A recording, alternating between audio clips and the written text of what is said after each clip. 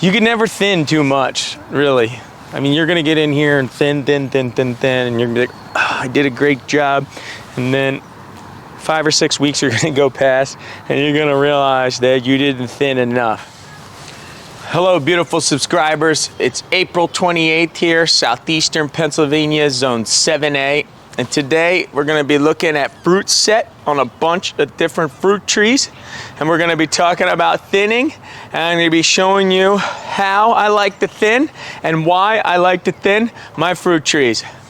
The number one reason I thin the fruit on my trees is because it leads to better tasting fruit. We're gonna go over that in this video.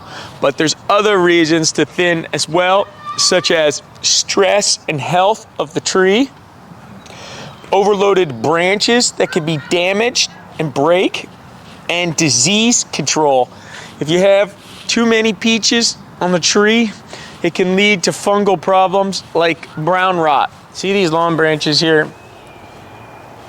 If we do not thin the fruit on these branches, none of them will be ripe by the end of the year. You will have little green tennis ball sized peaches, and none of them will turn orange or red and be juicy. They will all stay underdeveloped because the tree only has so much energy that can go to this branch. So if we leave all these fruitlets on here, you will never get a ripe peach. These will all be underdeveloped. Look how many peaches are on this tiny little branch. This branch really can only handle one peach. So the ones at the ends are gonna go. The ones on the inside are gonna go. The ones at the bottom are gonna go. The ones that aren't gonna get any sunlight, they're gonna go. And I'll leave that biggest, healthiest one on the top there. And maybe that one right there. So there's two. I've left two to see which one is gonna turn out. And then I'll come back in here and take one of these off in another 2 weeks, whichever one's doing worse. It's hard to see, but here is a double. And this is 2 peaches that grew out of that one flower. And this will never amount to anything. I mean, we could take this one off and hope that we didn't damage the other one, but anytime I see a double like this, I take them both off. All right, do you guys see all these vertical branches on this peach tree off of the horizontal? So we have a larger, older horizontal branch with second year verticals coming off of here. I'll get in there with pruners and take every other vertical out. There's not enough space to have peaches on all of these. And the older, larger diameter branch, it can't handle peaches on all of those anyways. So instead of coming in here and just thinning each one, I'll get in there and actually take every other branch out with clippers. And this will lead to more sunlight and more space for the peaches you do want to leave. Here's a white peach, and I lost this entire branch last year because I didn't thin enough, and it was overloaded with fruit, and as the storm came, it ripped the branch down. Now I cut it back in hopes that it would sucker new growth from here and not all the way back at the trunk, but I was unsuccessful. Here we have some apricots, and these 3 are doing much better, and these 2 little runts are in the middle. So obviously I'm going to leave the ones that are doing much better. They're larger, further along, and we're going to thin out these little guys. Apricots you can thin to 3 inches apart. Sometimes I leave them even closer. They do much better than a peach would closer together. So right here we have 1, 2, 3, 4, 5, 6 apricots. We're gonna get in here and take the middle ones out. leaving more space for the other ones. It's hard to tell, but this Shinseki Asian pear is completely loaded with fruit. And what can happen if you don't thin, the tree can throw itself into what's called biannual cropping, which means it'll put on a very heavy fruit load this year, which stresses the tree out and overworks it. And then next year, it will put on hardly any fruit at all. And then the following year, it'll go gangbusters again. And most fruit growers do not want this, because I want Shinseki Asian pears every single year.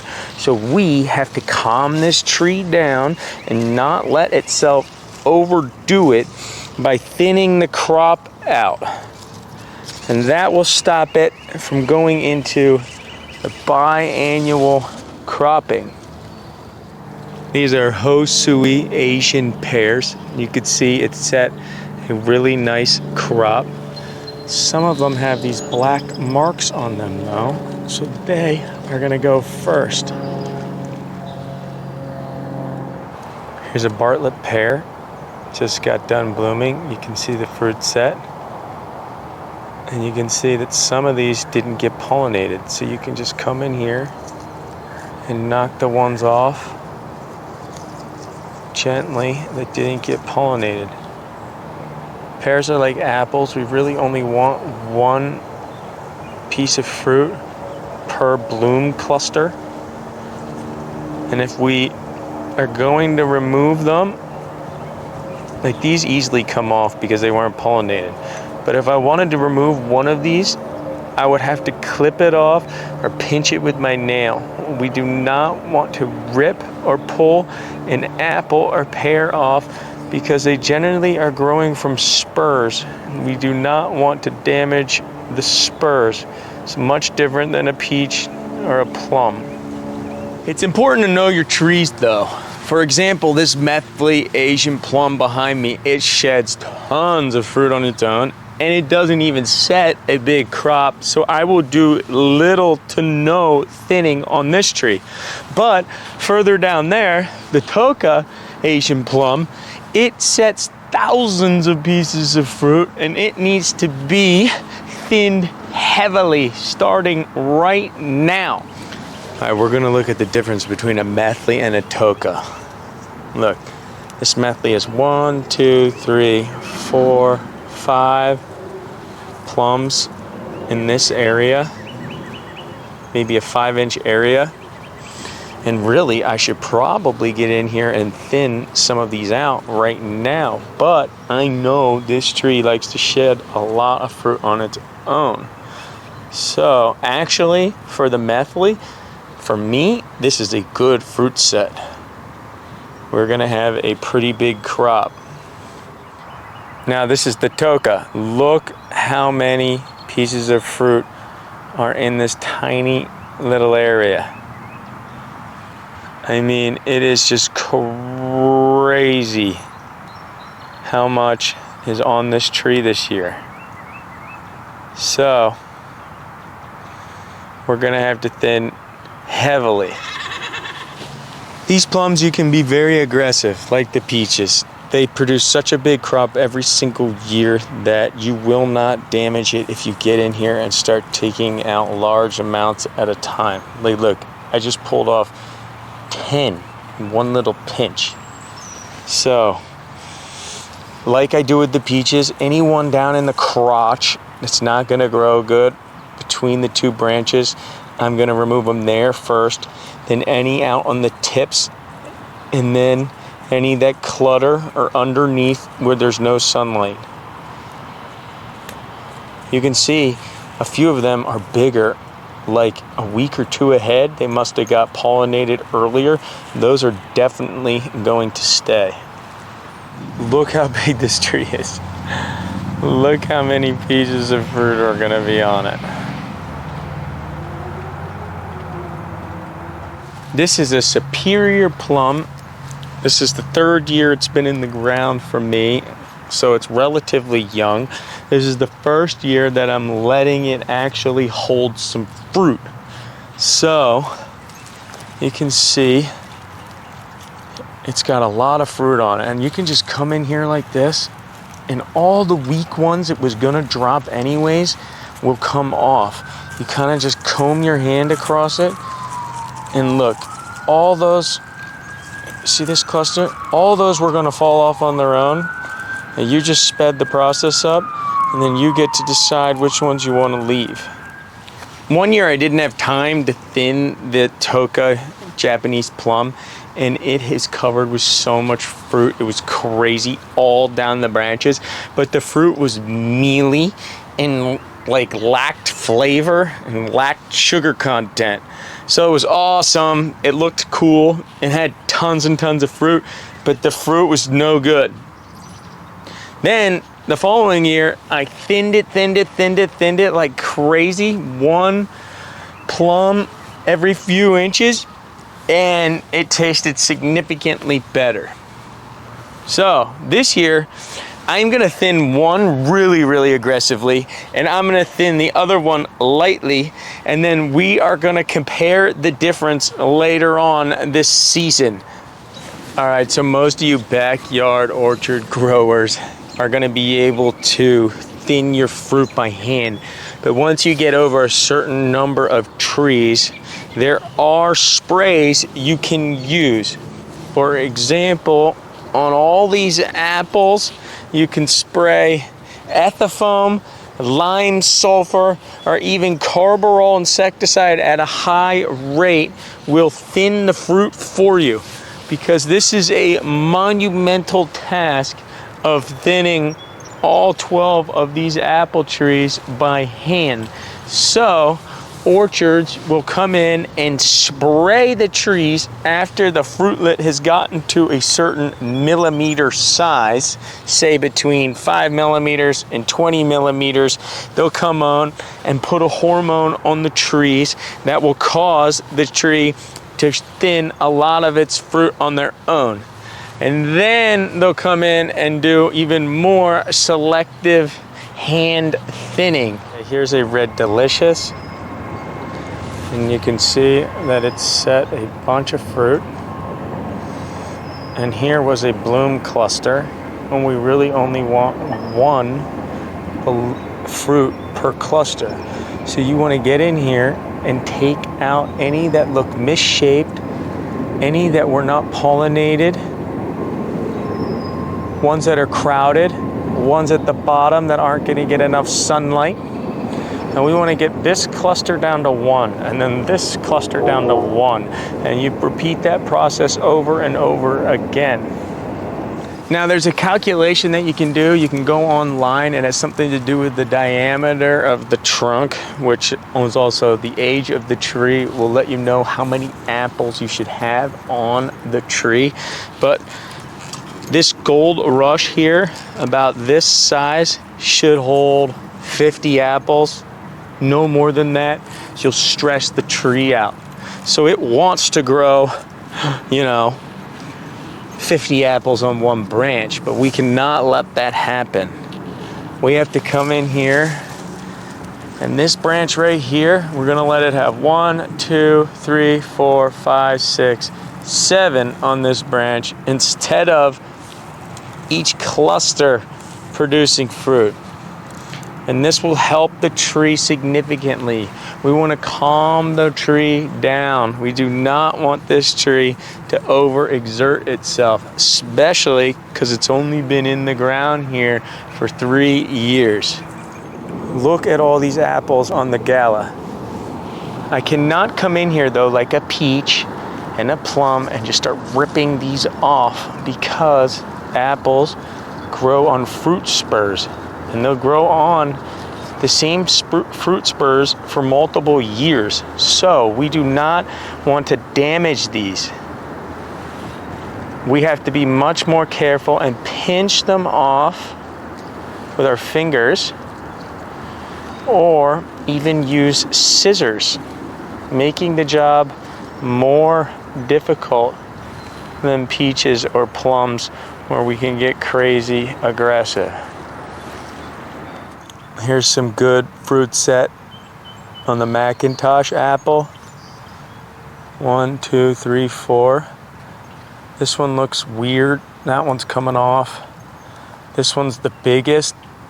That's staying. This one looks weird.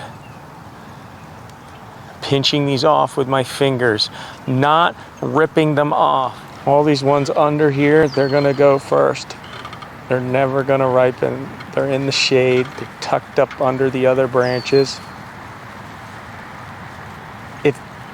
If the apple wasn't pollinated completely, it will have a weird shape to it, and it'll be growing deformed. Take those off also.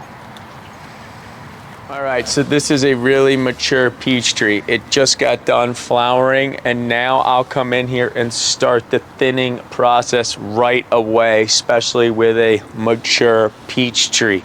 You can see right here on this branch alone, there's probably 50 little peaches, and this branch can only handle maybe 4.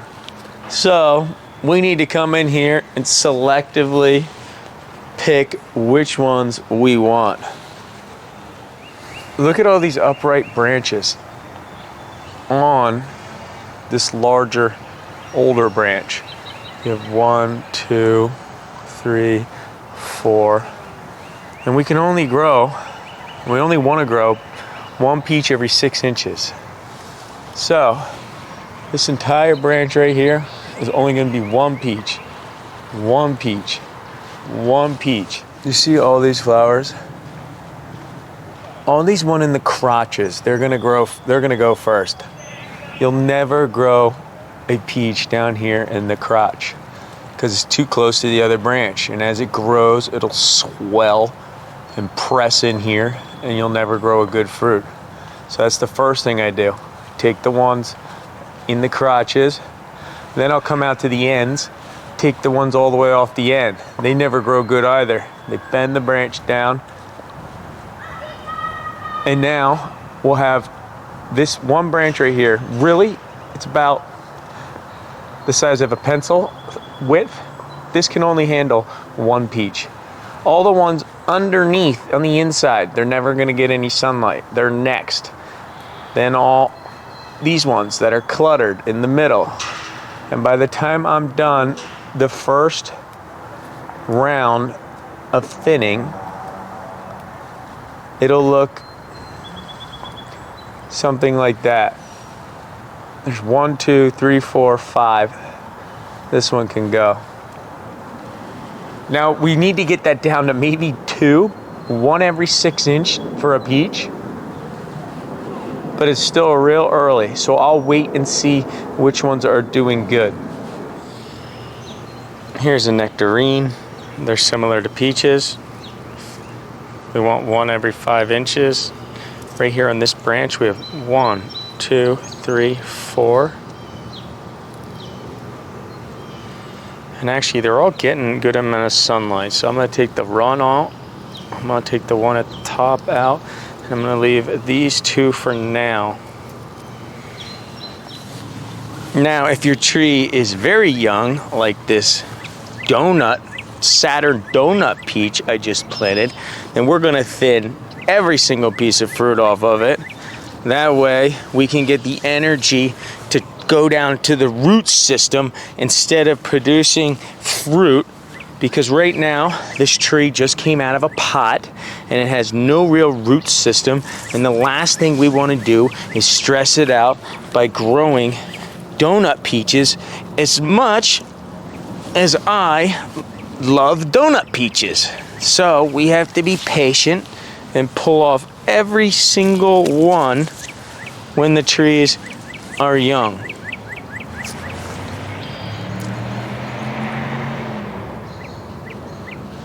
You can see it's actually shaped like a donut at a young age.